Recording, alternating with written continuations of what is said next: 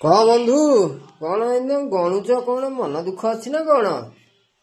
मन दुख आउ कौन बीती जाइथिला कथाटा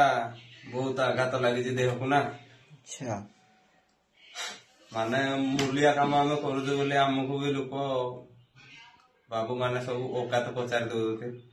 एमिति कथा एते गर्व मनीष कौन पाई करुचे मरीगला पर से लोक को पुड़ी आसिले भी घर को प्रवेश करूना कहीं घर छुआती निश्चित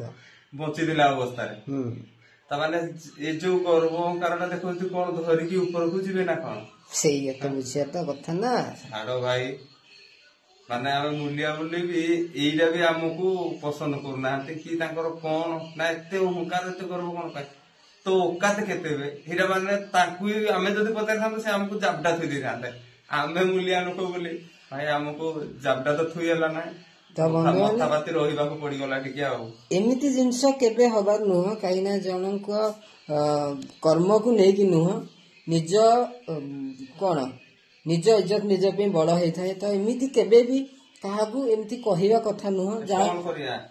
यही तो जाइए बीती जाइए जो कथा से तो बहुत दुख लगुच कौन करिया फिर भी जवाब देला पर भी आम मन को कष्टा हो ना आम मूल कर आम 2 टଙ୍କା हो से 2 टଙ୍କା आम बहुत उचित कथा सी किए 100 टଙ୍କା माने लड़ुची किए 1 लाख टଙ୍କା लड़ुची आमर 100 टଙ୍କା भी बहुत से कथा आघात लगी हौ से देखुची जानी कौन किए करुची जय जगन्नाथ।